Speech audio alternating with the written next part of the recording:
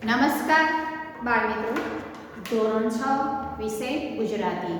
તો તેમાં તમે પહેલાં તમારી સદીપોથી કાઢો ગુજરાતીની, અને એમાં જુઓ કવિતા છે વાર રાવણનું મિથ્યાભિમાન. પણ એ શું છે? તો કથા કાવ્ય છે.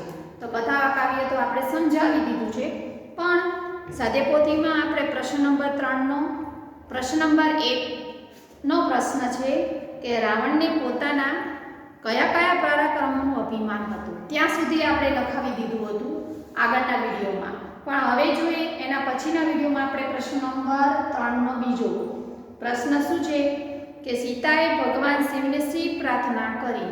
તો કવિતા તમે સમજી ચૂક્યા એટલે ખબર તો પડી ગઈ કે રાવણ જ્યારે સ્વયંવરમાં ધનુષ ઉંચકવા માટે ઊભા થાય છે ત્યારે સીતાના ચિંતા થાય છે કે રાવણ કદાચ જો ધનુષ્ય ઉંચકશે તો મારે એને પરણવું પડશે. એટલે તે શિવને પ્રાર્થના કરે છે. તો શિવને કઈ પ્રાર્થના કરે છે? તો આપણે પ્રશ્ન નંબર 2નો જવાબ જોઈએ. પણ બાળમિત્રો, પહેલાં પોતાની તમે સદીપોથી કાઢો અને જે કંઈ હું સમજાવું છું, લખાવું છું એ તમારે સાથે લખવાનું રહેશે, બરાબર? તો એમાં જોઈએ સદીપોથીમાં પ્રશ્ન નંબર 3નો બીજો પ્રશ્ન કે સીતાએ ભગવાન શિવને શી પ્રાર્થના કરી.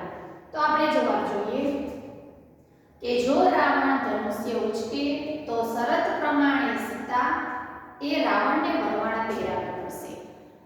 સીતાજી એવું ઈચ્છતા નહોતા. તો તેથી સીતાએ ભગવાન શિવને પ્રાર્થના કરી કે એમનું ત્રંબક ધનુષ્ય રાવણ ઉચકી ન શકે એવું કંઈક કરો ને મારી લાજ રાખો. સીતાજી શિવજીને પ્રાર્થના કરે છે કે રાવણના હાથેથી આજે ત્રંબક ધનુષ ના ઉચકે અને ના ઉચકી શકે અને તમે મારી લાજ રાખો.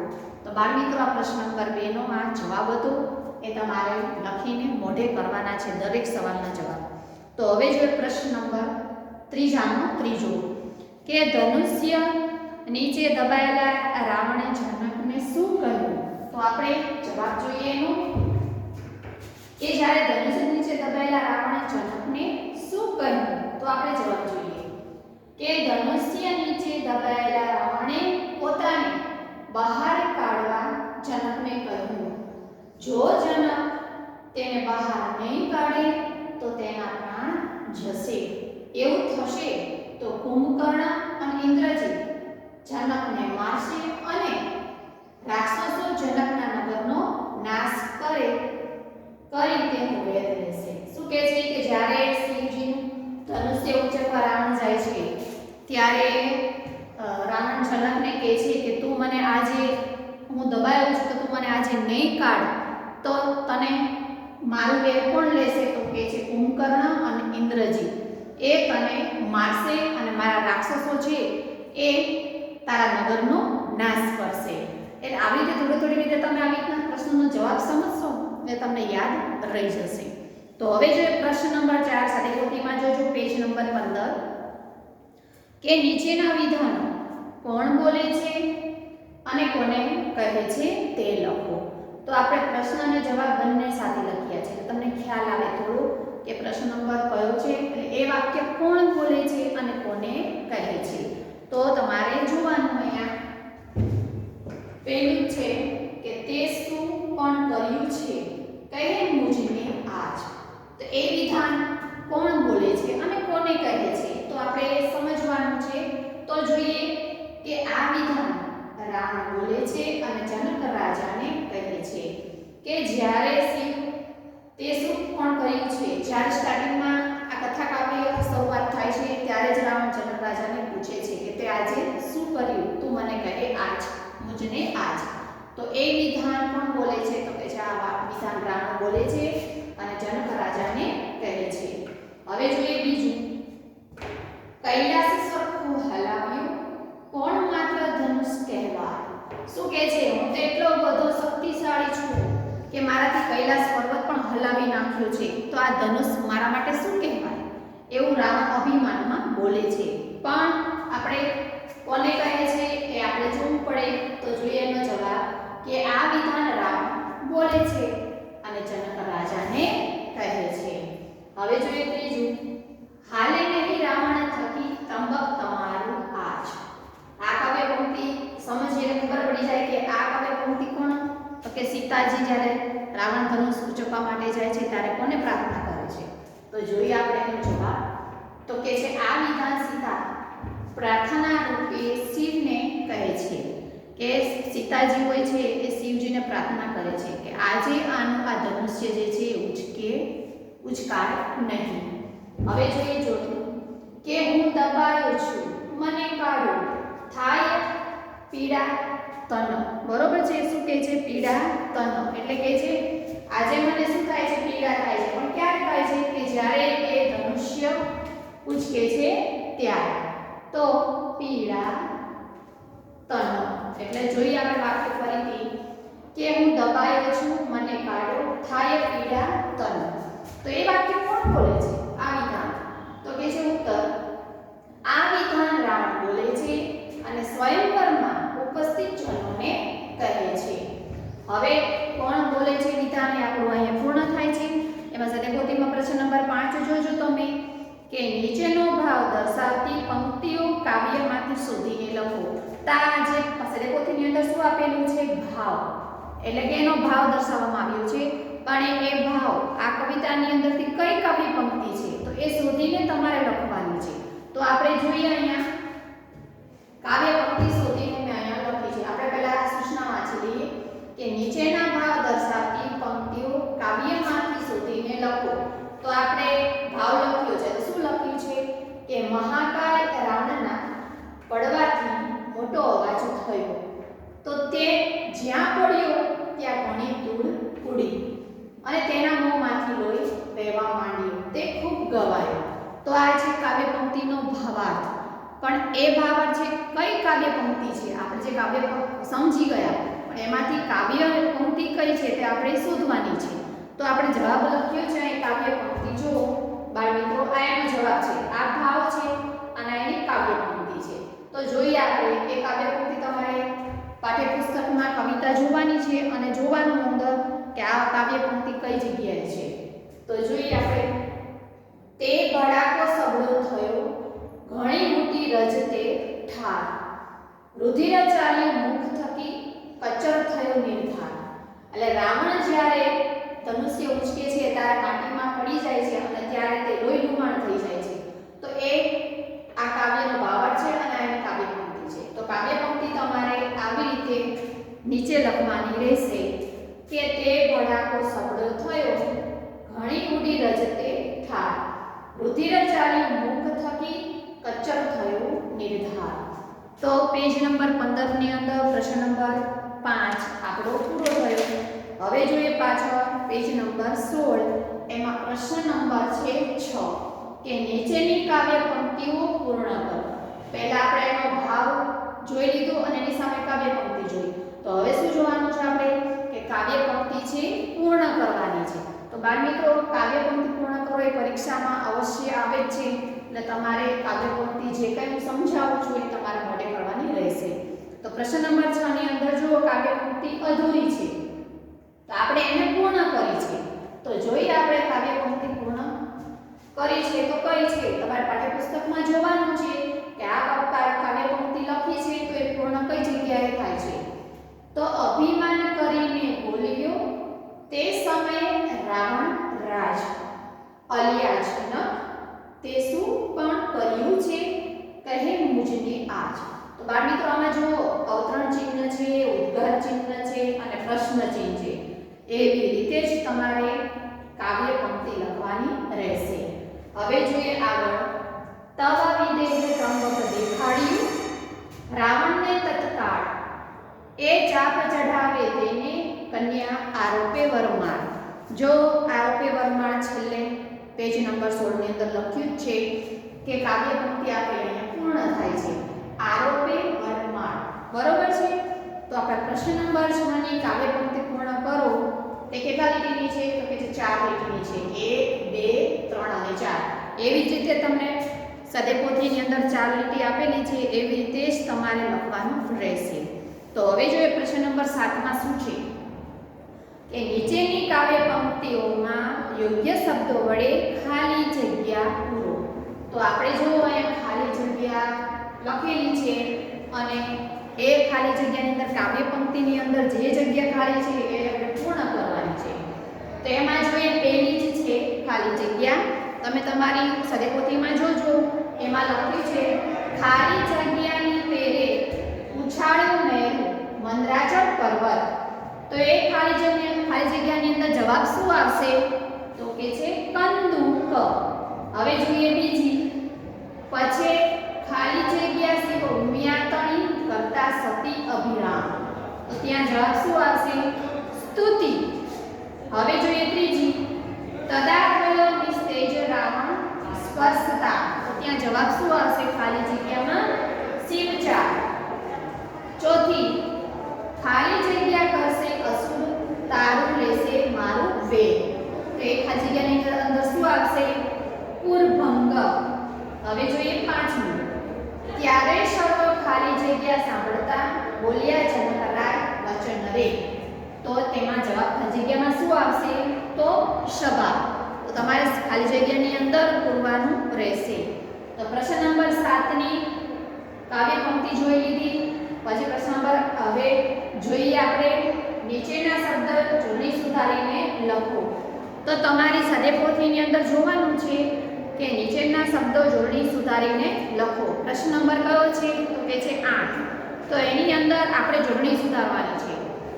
ખોટા શબ્દ અહીંયા લખેલા છે તો આપણે સાચે શબ્દ લખીને જોડણી આપણે સુધારવાની રહેશે. તો જો અભિમાન, તો અભિમાન આ રીતે લખ્યું છે તો આપણે સાચો જવાબ એની સામે મેં લખ્યું છે, તમારે એવી રીતે લખવાનું રહેશે. પછી જો પૃથ્વી લખ્યું છે તો એનો જવાબ સાચો લખ્યો છે અહીંયા પૃથ્વી. અહીંયા રુધિર લખ્યું છે તો આપણે અહીંયા લખ્યું છે રુધિર. અને ચોથું લખ્યું છે ઇન્દ્રજીત, તો સાચું શું આવે છે? ઇન્દ્રજીત. પછી પરસ્વેદ, તો અશ્વેદ. અને પછી છે છઠ્ઠું નિર્માણ, તો અહીંયા આવે છે નિર્માણ. તો બાળ મિત્રો ઘણી વખત દીર્ઘ રસ્વોમાં તમારે ભૂલ થઈ જાય છે. એટલે નિર્માણ તો અર્ધચંદ્રાકાર આવે છે અહીંયા નિર્માણ. પણ ઘણી વખત બાળકો શું કરે છે? સીધો લીટો કરી નાખે છે એટલે ખબર પડતી નથી. તો અહીંયા આપણે જોડણી સુધારો એ આપણે અહીંયા પૂરી કરી.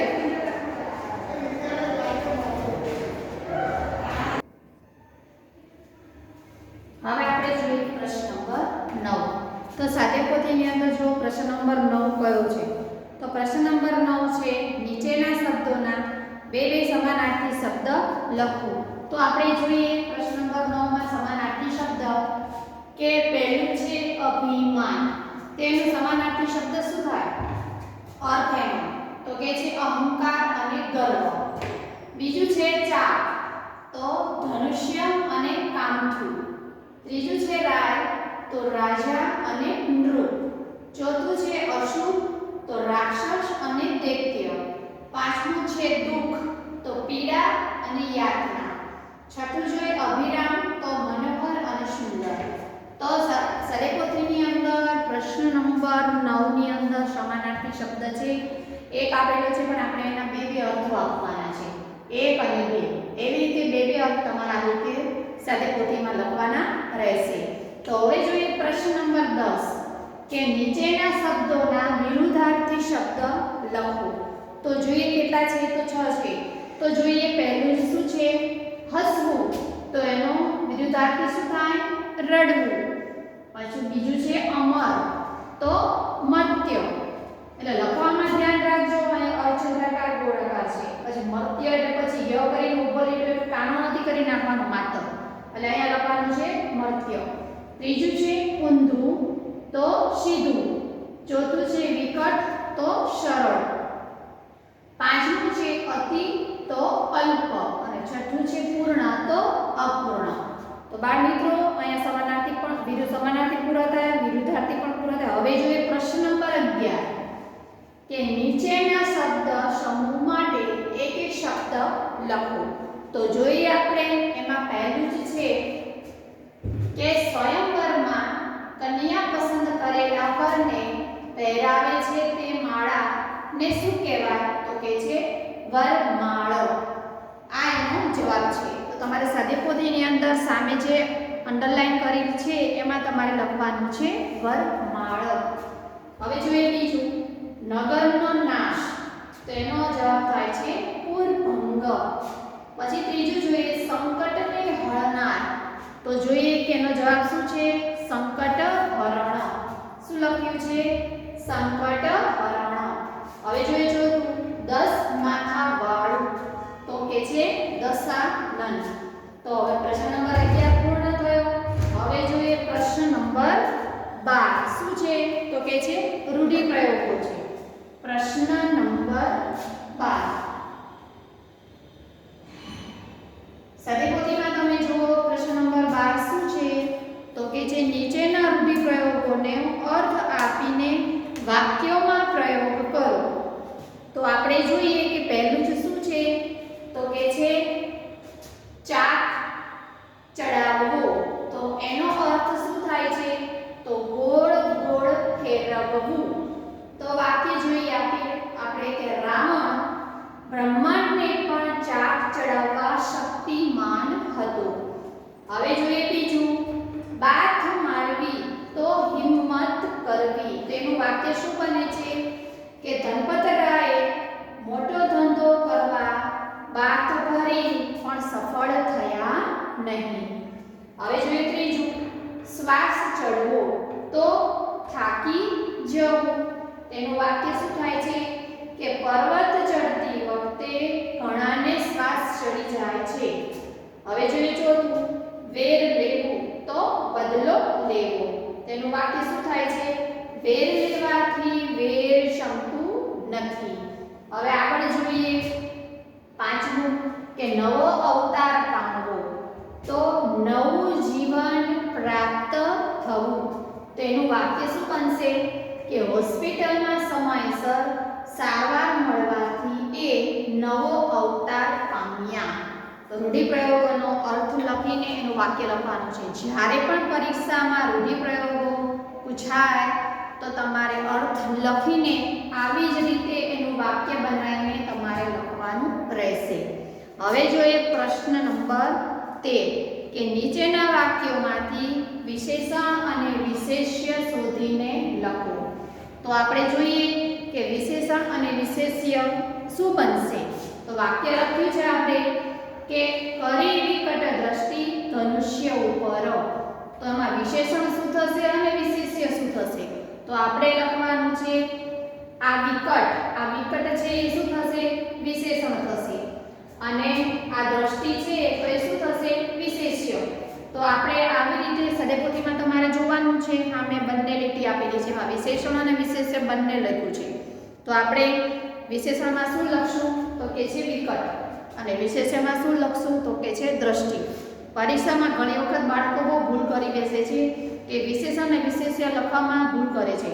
તો પહેલા જ્યારે વાક્ય લખ્યું હોય ત્યારે તમારે એમાં શોધવાનું છે કે વિશેષણ શું બનશે અને વિશેષણ અને વિશેષ્ય શું બનશે. એવી રીતે તમારે જવાબ આવી રીતે લખવાનો રહેશે. હવે જોઈએ બીજું કે હું રાવણ મળ્યો સત્ય. આવી રીતે વાક્ય લખી નાખ્યું આપણે. વિશેષણ વિશેષ્ય લખ્યું છે ભાગ પાડીને. તો તમારે લખવાનું છે અહીંયા આ બળિયો છે એ વિશેષણ છે અને રાવણ છે એ શું છે? વિશેષ્ય. એટલે વિશેષણ અને વિશેષ્યના બે ભાગ પાડવાના છે અને એવી રીતે તમારા સામે જવાબ લખવાનો રહેશે. હવે જોઈએ ત્રીજું ઊભું કર્યું જવ ધનુષ્યને અતિ બળ કરી મહાકાય. તો તમારે જોવાનું છે અંદર કે વિશેષણ અને વિશેષ્યમાં તમે શું લખશો. તો વિશેષણમાં આવશે અતિ અને વિશેષ્યમાં આવશે બળ. તો જવાબ અહીંયા મેં લખ્યો છે એવી રીતે તમારે લખવાનું રહેશે. તો હવે જોઈએ પ્રશ્ન નંબર 14 કે નીચેના વાક્યોમાંથી ક્રિયા વિશેષણો શોધીને લખવાની છે. તો આની અંદર જે ક્રિયા જે થતી હોય એનું વિશેષણ સામે લખવાનું. તો જો પાઠ્યપુસ્તકની અંદર બાળ મિત્રો તમે કે અહીંયા નીચેના વાક્યમાંથી ક્રિયા વિશેષણો શોધીને લખો. તો આની અંદરથી આપણે ક્રિયા વિશેષણ શોધવાની છે અને સામે એનો જવાબ લખવાનો છે. તો આપણે જોઈએ અહીંયા મેં લખ્યું છે કે અલિયા જનક તે શું કર્યું છે. તો ક્રિયા વિશેષણ શું થશે? તો આપણે જવાબમાં લખ્યું છે અહીંયા શું. બીજું જોઈએ કે લેસ હાલે નહીં તે ઘણી ભારત અંગક માહે. તો ક્રિયા વિશેષણ શું બનશે? તો લખ્યું છે અહીંયા લેસ. ત્રીજું જોઈએ કે કે તેની ઉપર પડ્યું ચંબક, ચંપાયો તેની વાળ. તો ઉપર છે એ ક્રિયા વિશેષણ થશે, એટલે અહીંયા મેં લખ્યું છે ક્રિયા વિશેષણ. તો બાળ મિત્રો પ્રશ્ન 13 અને 14 પણ પૂર્ણ થયા. પણ હવે જો પ્રશ્ન નંબર 15, તેમાં શું છે કે નીચેના શબ્દને શબ્દકોશને ક્રમમાં ગોઠવો. તો તમારે અંદર પ્રશ્ન તો લખેલો છે, પણ મેં માત્ર આજે નીચે જવાબ લખ્યો છે. તો તમારે એ રીતે નીચે જવાબ લખવાનું રહેશે. હું પ્રશ્ન બોલું છું. પહેલા શું છે કે મંદરાચળ છે, પછી છે ત્રંબક, પછી ચાપ, ભૂષણ, નિશિચર અને મેરુ. તો આપણે એને કક્કાવારી પ્રમાણે ગોઠવીને લખવાનું રહેશે. તો સૌ પહેલા શું આવશે અહીંયા? ચાપ, પછી નિશિચર, પછી ભૂષણ, મેરુ, મંદરાચળ અને ત્રંબક. તો આવી રીતે તમારે લખવાનું રહેશે સદીપોથીમાં, અને પ્રવૃત્તિ છે એ તમારી જાતે લખવાની રહેશે. શેની? સદીપોથીની. તો આજે તમને મેં કવિતા 12 રાવણનું મિથ્યાભિમાન સદીપોથીમાં આજે આખી સદીપોથીમાં આ પાઠ તમને મેં લખીને સમજાવી દીધું છે, પૂર્ણ કરી દીધું છે. તો તમારી લેશનની અંદર સ્વાધ્યાયપોથીની અંદર જે મેં પૂરાયું છે એ લેશનમાં તમારે અવશ્ય લખવાનું રહેશે. અને આ પ્રવૃત્તિ છે પેજ નંબર 17 ની અંદર એ તમારી જાતે લખવાનું રહેશે. તો બાળ મિત્રો આજે તમને હું લેશન આપું છું કે સ્વાધ્યાયપોથીમાં જે પૂરાયું છે મેં એ તમારે ઘરે સ્વાધ્યાયપોથીની અંદર લખવાનું રહેશે. બાળ મિત્રો લેશન ખૂબ જરૂરી છે. તમે હજી લેશન મોકલતા નથી વોટ્સઅપ પર, તો તમે લેશન કરીને અવશ્ય મને વોટ્સઅપ કરીને મોકલજો. આભાર.